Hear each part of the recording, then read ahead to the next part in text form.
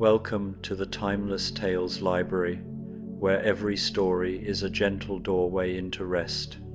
I'm Oliver, your host, and tonight I'll be sharing a soothing tale to ease your mind and guide you gently towards sleep. The Timeless Tales Library is made possible by listeners like you. If you've found comfort here, please subscribe and help us continue creating these peaceful stories.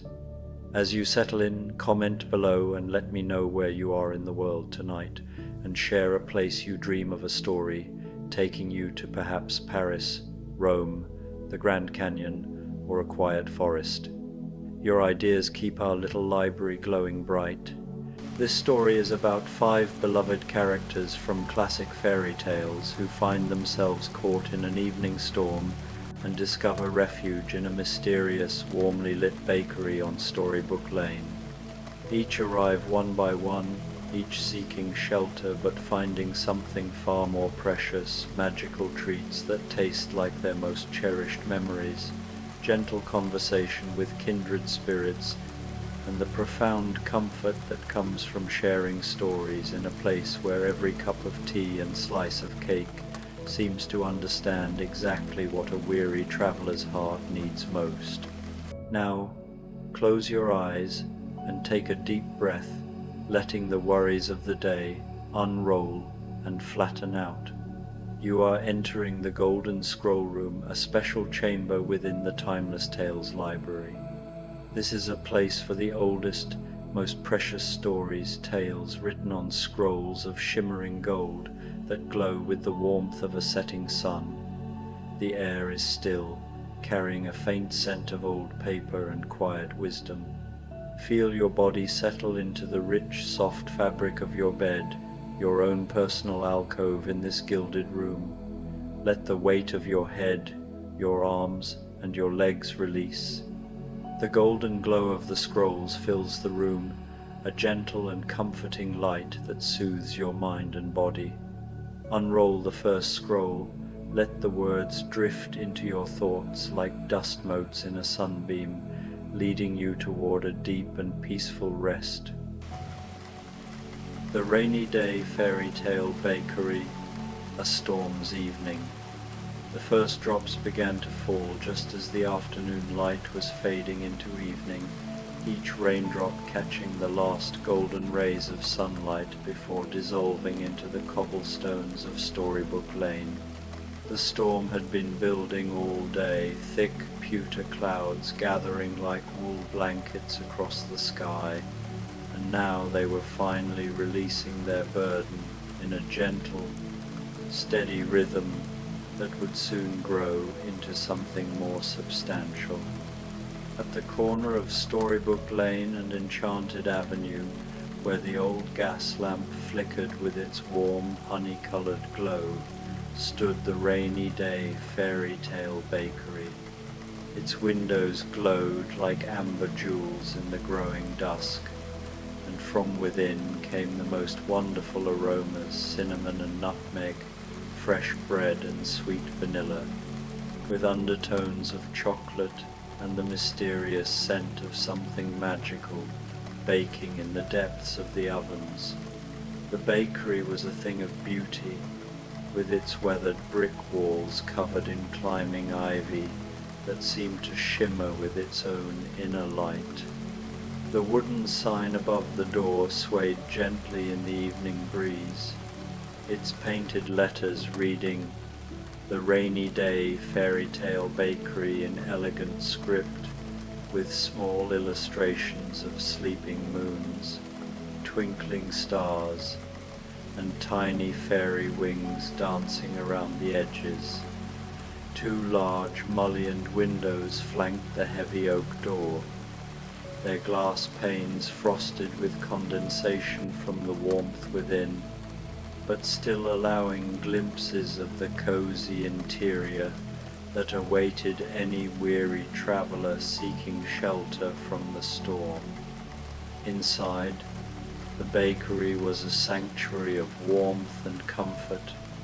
Exposed wooden beams stretched across the ceiling, darkened with age and hung with bundles of dried herbs and flowers that released their subtle fragrances into the air.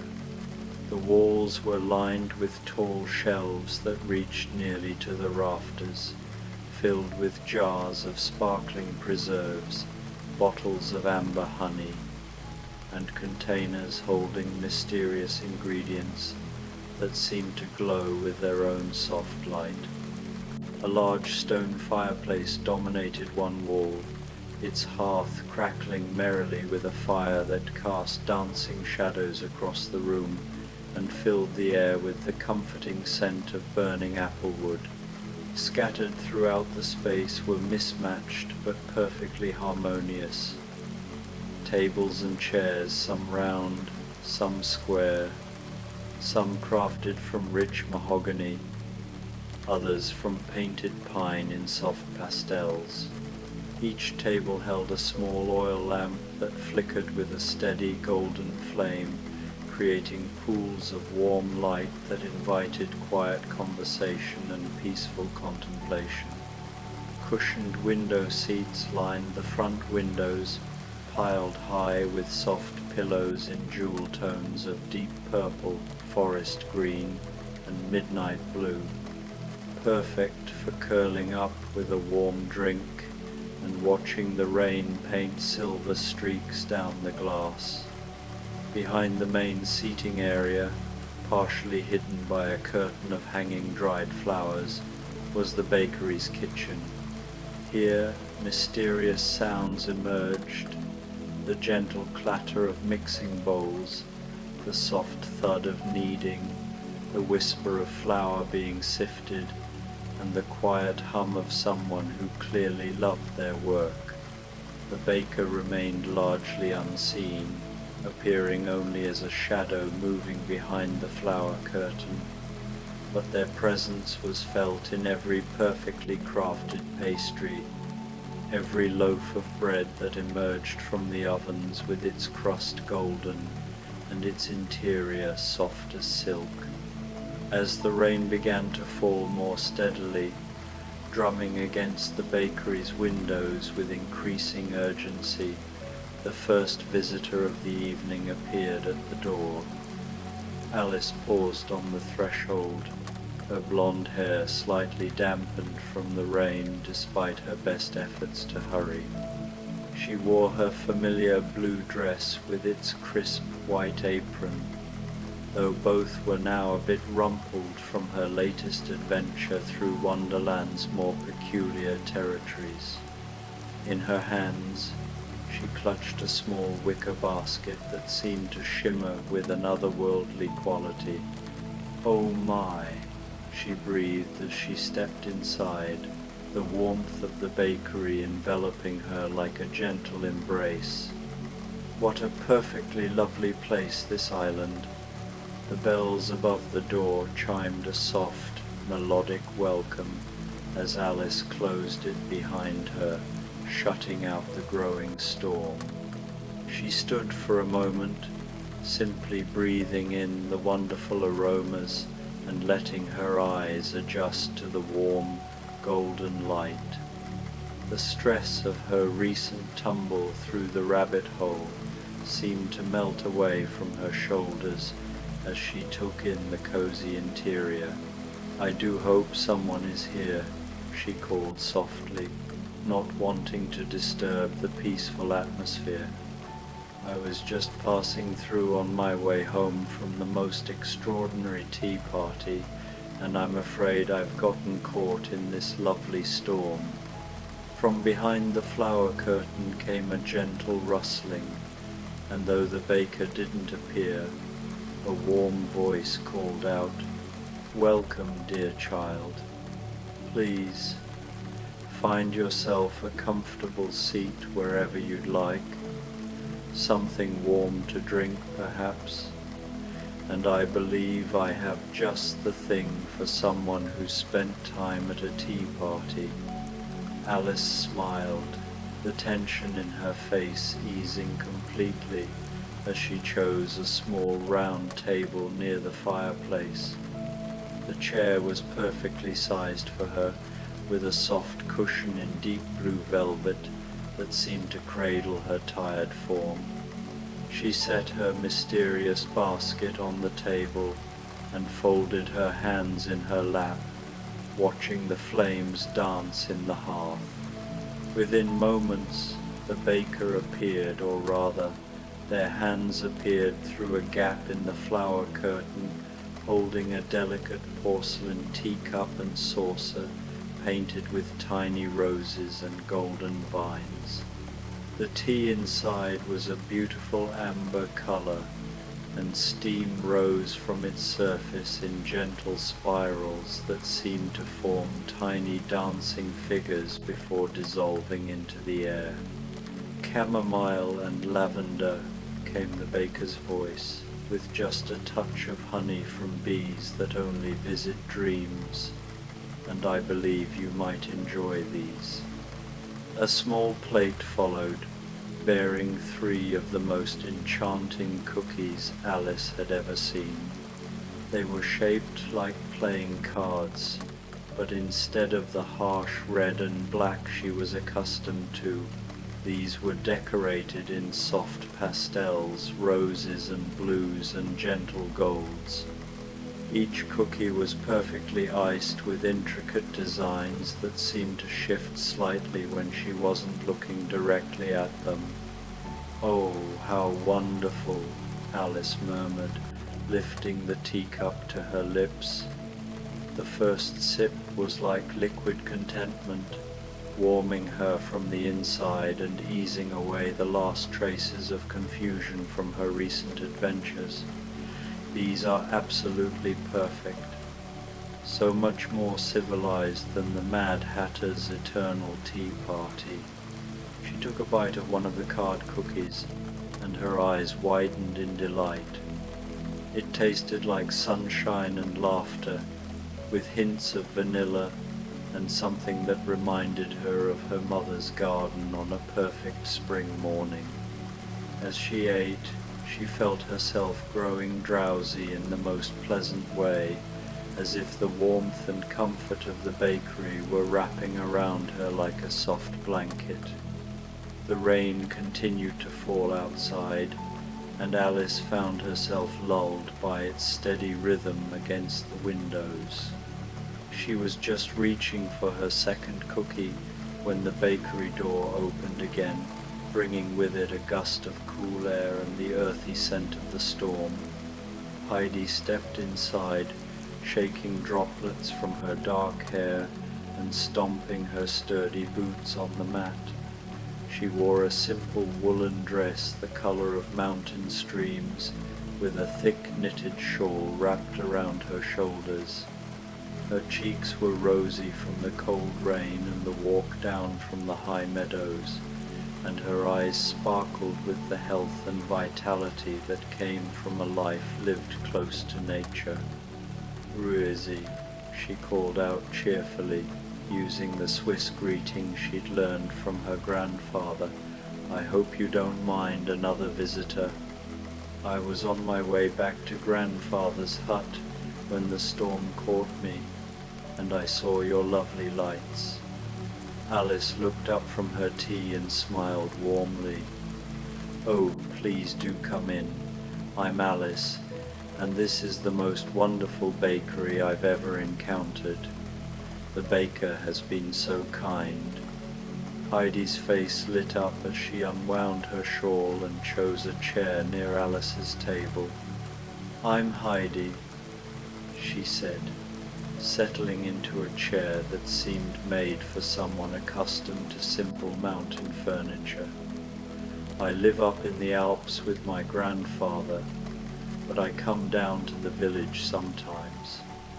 I've never seen this bakery before, though it feels like it's been here forever. That's because it exists whenever it's needed most," came the baker's gentle voice from behind the curtain, "and I believe someone who spends her days among the high peaks might enjoy something that tastes of home." A steaming mug appeared, larger and sturdier than Alice's delicate teacup. It was filled with what looked like hot chocolate, but richer and more complex, with swirls of cream on top and a dusting of what might have been cinnamon or perhaps powdered starlight. Alongside it came a plate of small, golden brown pastries that looked like tiny mountain peaks, each one perfectly formed and dusted with what looked like fresh snow but tasted, when Heidi took a tentative bite, like the sweetest honey and nuts. "Ah, this is like grandmother's Lebkuchen," Heidi sighed with pleasure, "but somehow even better. It tastes like Christmas morning and summer afternoons all at once." Alice nodded understandingly. "The food here seems to taste like memories, doesn't it? Like the very best moments all gathered together in a single bite." The two young women sat in comfortable silence for a while, sipping their warm drinks and listening to the rain grow steadier outside. The fire crackled softly in the hearth, and the oil lamps flickered in their gentle rhythm, creating an atmosphere of perfect peace and contentment.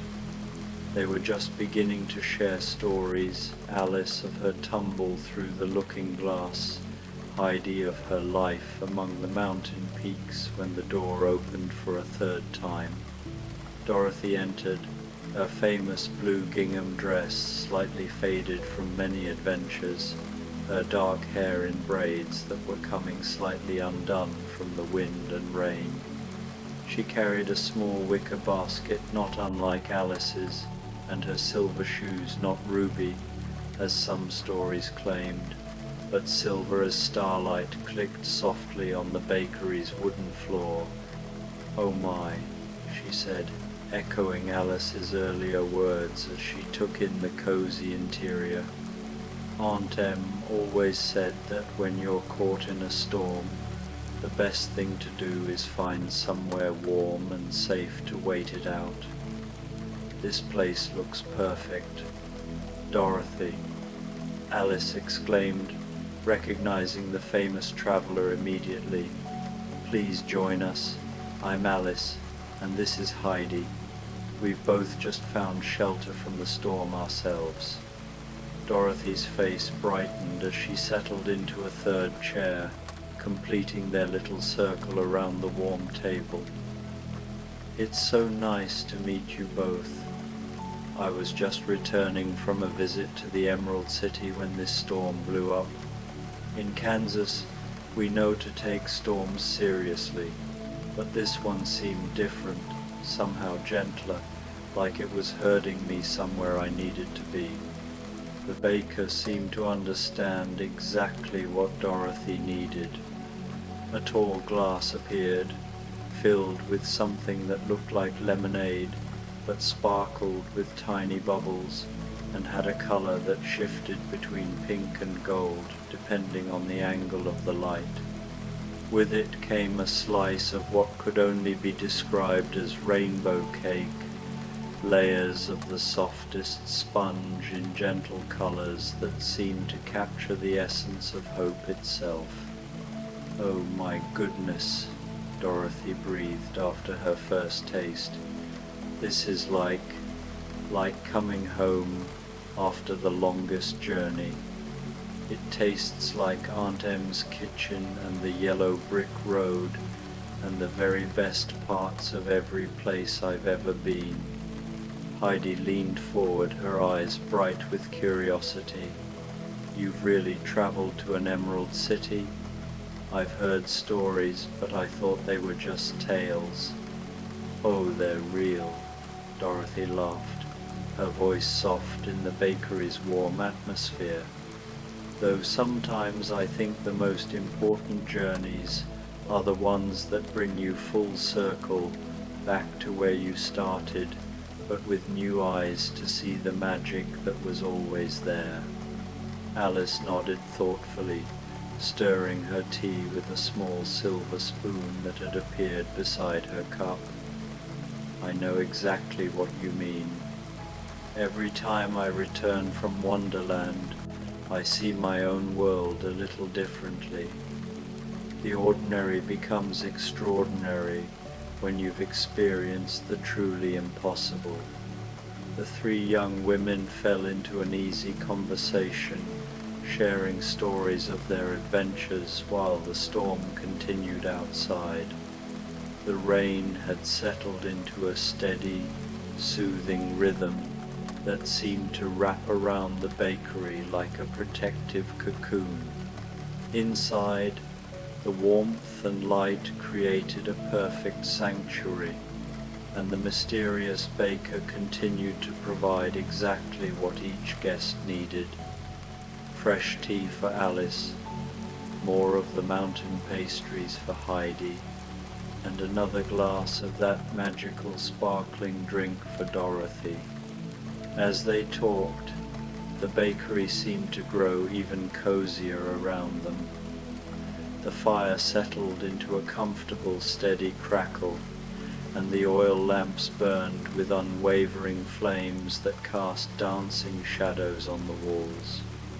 The scent of baking bread mingled with cinnamon and vanilla, creating an olfactory symphony that spoke of home and comfort and perfect contentment.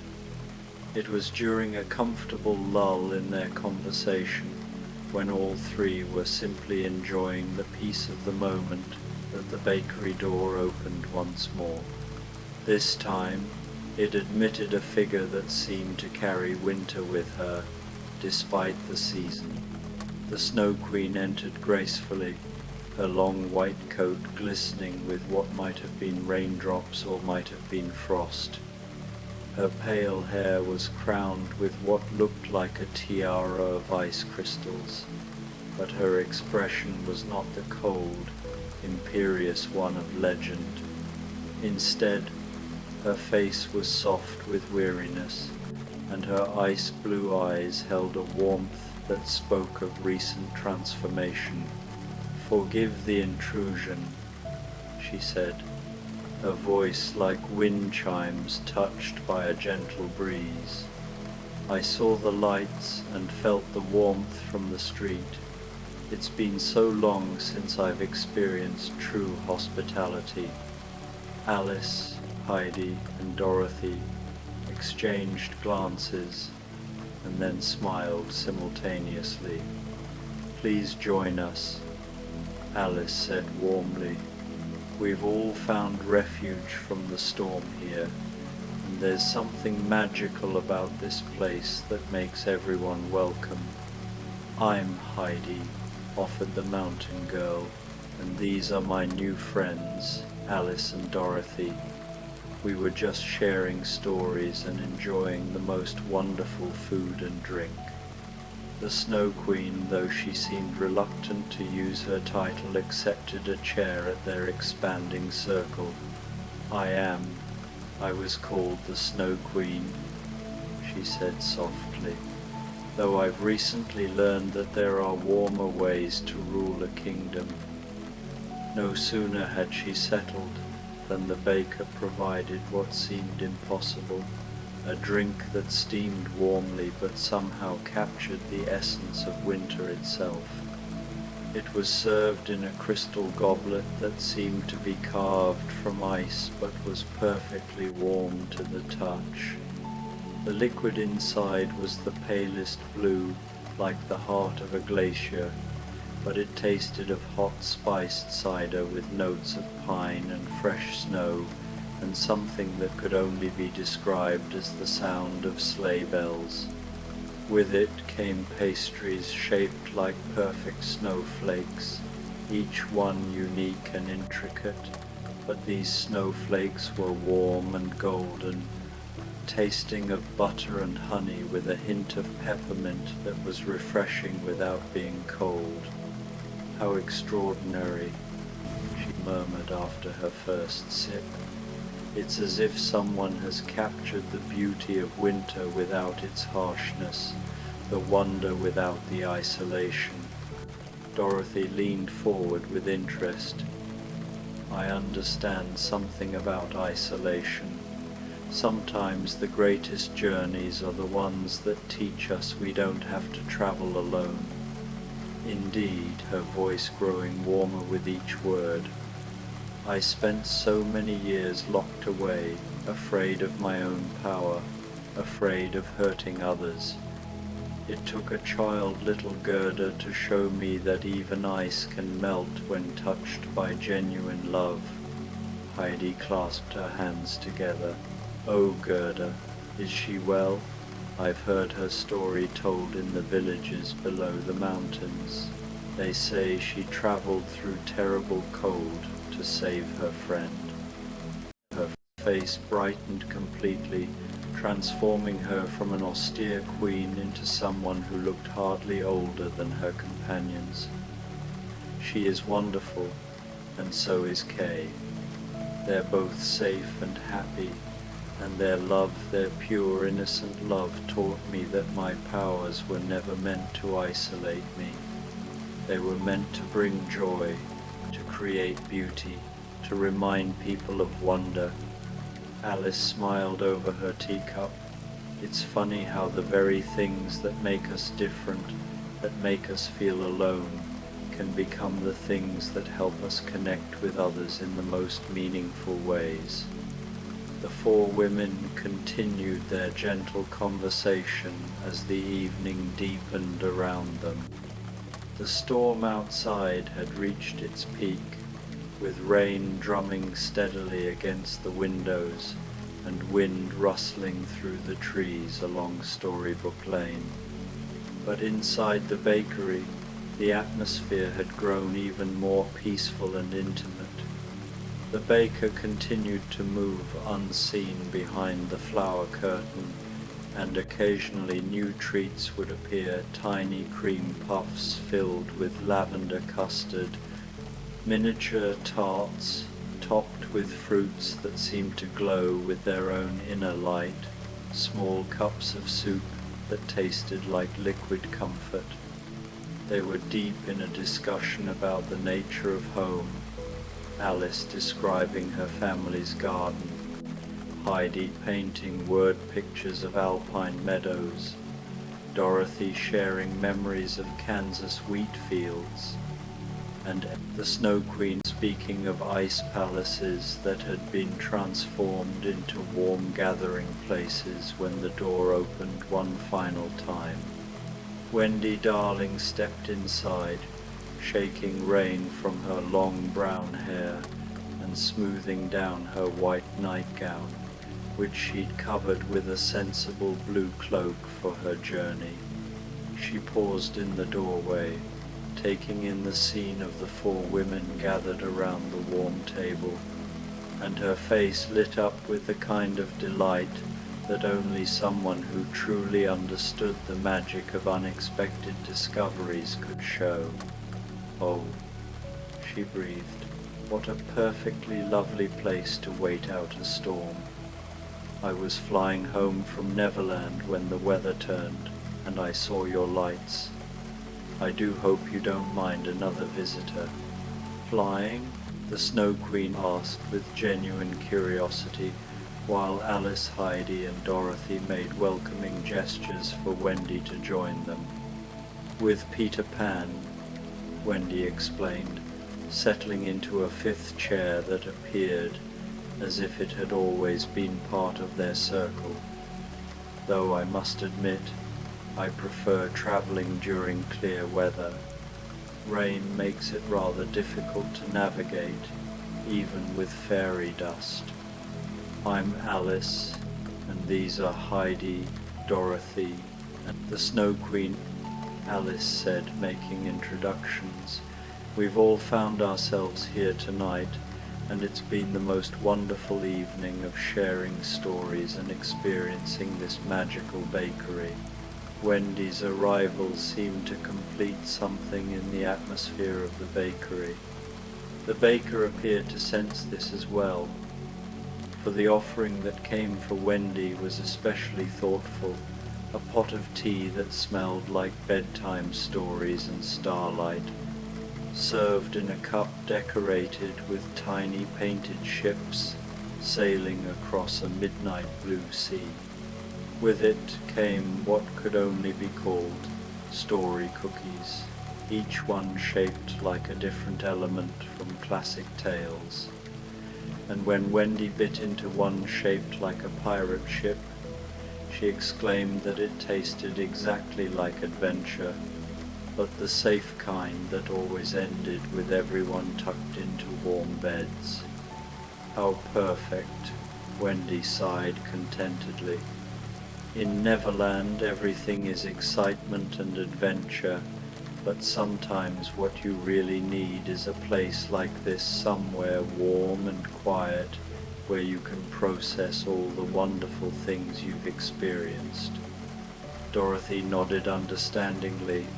I know exactly what you mean.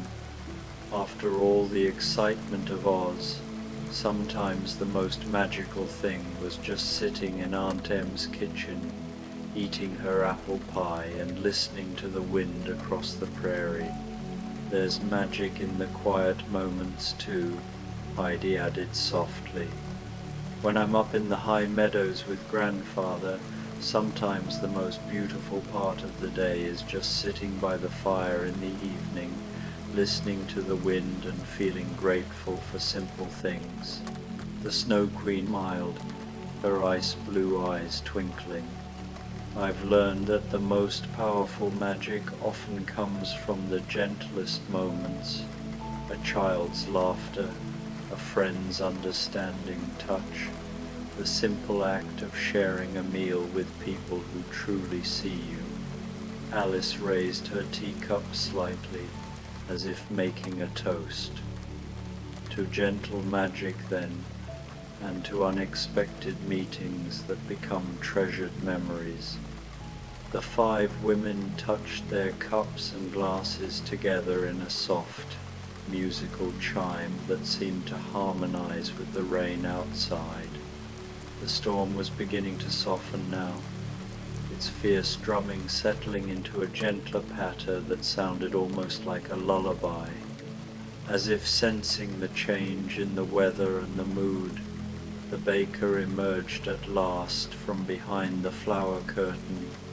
They were exactly as one might expect a fairy tale baker to be, neither young nor old, with flower-dusted hands and eyes that held the wisdom of someone who had seen many stories unfold. Their smile was warm and encompassing, taking in all 5 women with equal affection. I believe, the baker said in a voice like honey and warm bread, that this evening calls for something special, something to mark the end of the storm and the beginning of peaceful dreams. They disappeared back into the kitchen, and soon the most incredible aroma began to waft through the bakery, something that smelled like every comfort food memory rolled into one perfect scent.